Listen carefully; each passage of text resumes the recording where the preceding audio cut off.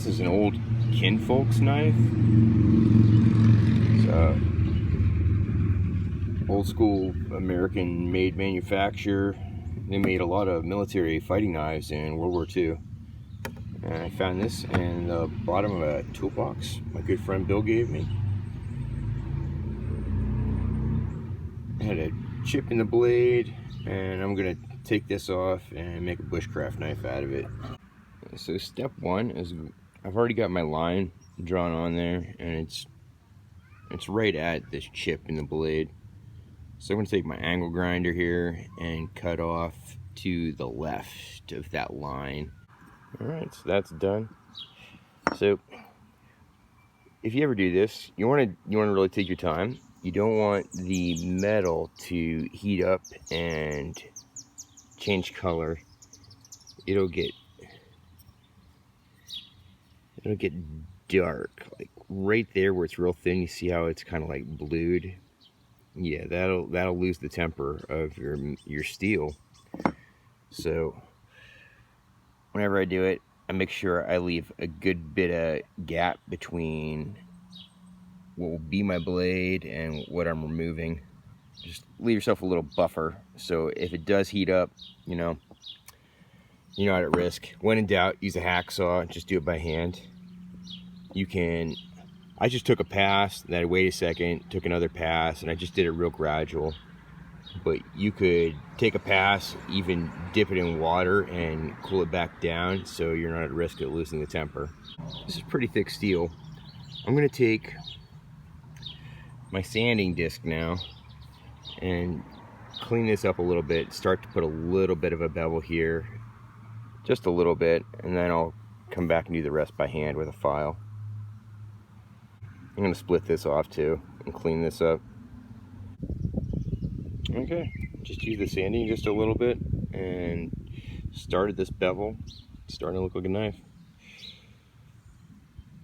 This thing's going to be badass. The balance is pretty good. It's a little handle heavy right now.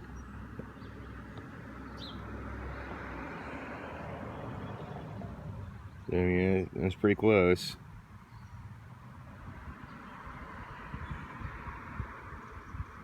Yeah, right on. So now I'm going to throw it in a vise and start to reprofile it by hand. So you see, I've left a good bit away from that chip. So that's all going to need to be shaped and reformed, straightened out. Alright, I'm just taking the file to it. I found the bevel that was already pre-established on this section of the blade, and then I just followed that up. So to split the handle and just pry them with a screwdriver. These scales, you want to fit in close to the rivets and just gently work. It's a good thing the handle came off. It's got a good bit of rust.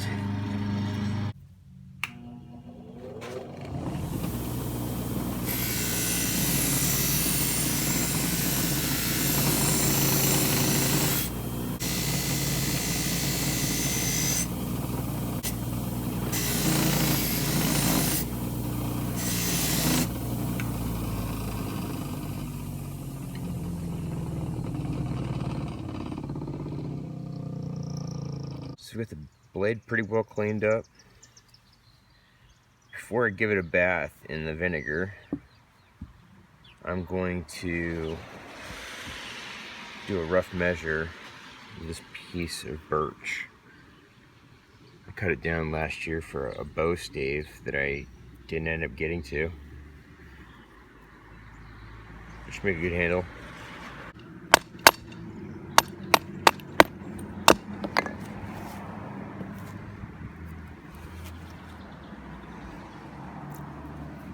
So to shape the scales, I'm just using a farrier's rasp.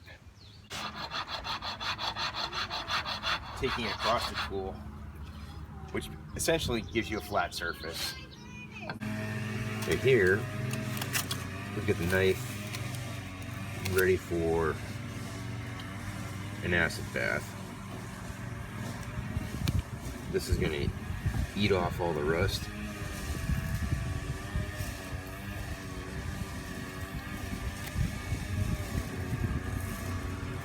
It'll etch the metal and give it a cool patina also.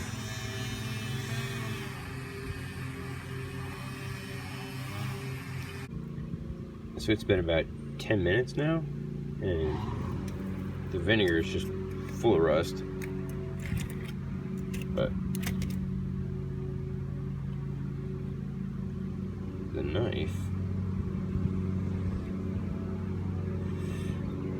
is good, and the patina is going to be awesome. The acid's been neutralized. I just used dish soap.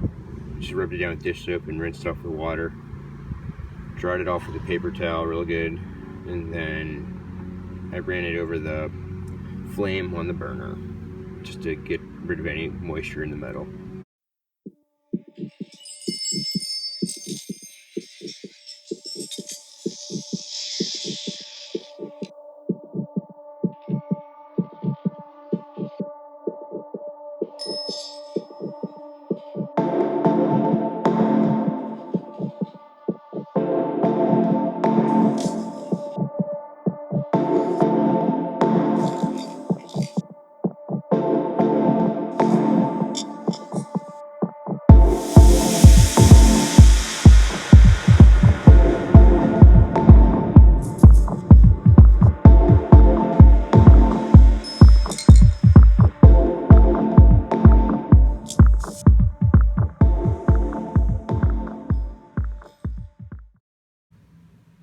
Alright, so I've got the handle all glued up, and I've started a rough shape.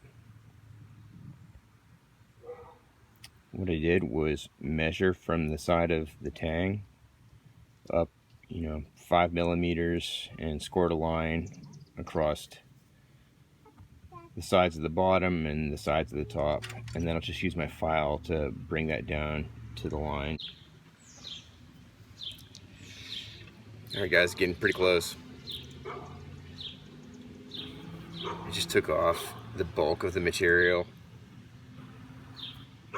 Got it pretty flush to the steel. Now I just need to give it a shape. Alright, so it's all shaped up. I didn't do anything crazy with it. Just took it down to an even profile on both sides and rounded the edges slightly. It's just a basic utility knife handle right now. But with this stuff, we're gonna get something a little bit better. You can use any type of cordage. I like the jute twine because it's natural and it lets me give it a patina with heat. That's pretty cool. So I'm just making a bite with the cordage.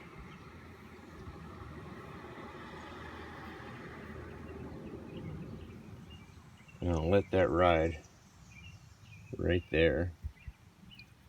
And then I'm coming down to the base of the handle and wrapping towards my bite.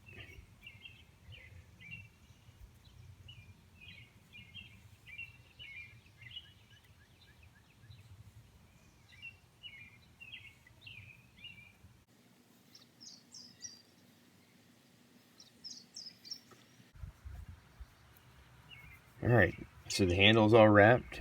Then you just take your tag, run it through the loop you've got there from the bite.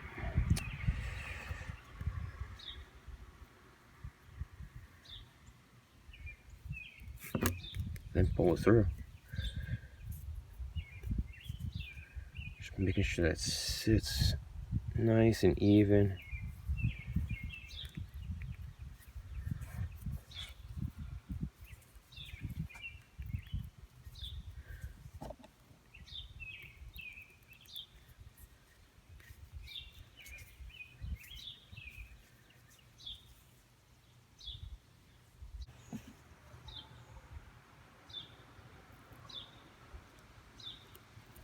This is going to seal it all up. You can be pretty generous with your application. You want the fibers to get thoroughly saturated. You can use epoxies, you can use other glues. I like this stuff. It's pretty useful. I use it on a lot of projects, but I mean, as far as the combat wraps go, like it's holding up great on my Nest Mic, and it's easy to clean up. So I'm just applying this with my finger. I wouldn't be doing this with an epoxy. I want it to get down to the handle itself, to the wood.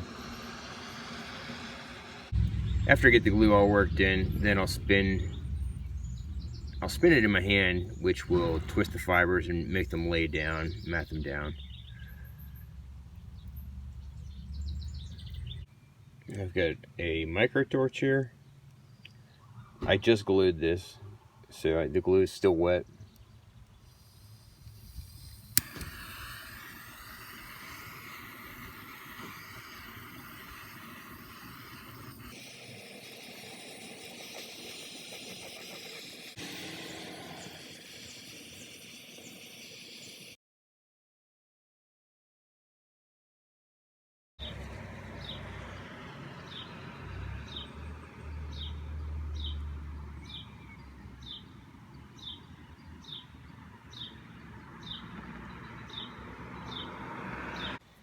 And here we have it, guys. Kinfolks butcher knife. It's probably a World War II era blade. It was American manufactured. Started out about yay long. It had a big chip in it, and we took it down to about 9 inches. Put a new handle on it. Did a combat wrap. Got a basic profile on it. I'm going to need to go and do a little bit of work on the edge to get it all sharpened up, but yeah, that's a knife. It's good and sturdy. Throws a mean spark. Thanks for tuning in. Hope you guys enjoyed.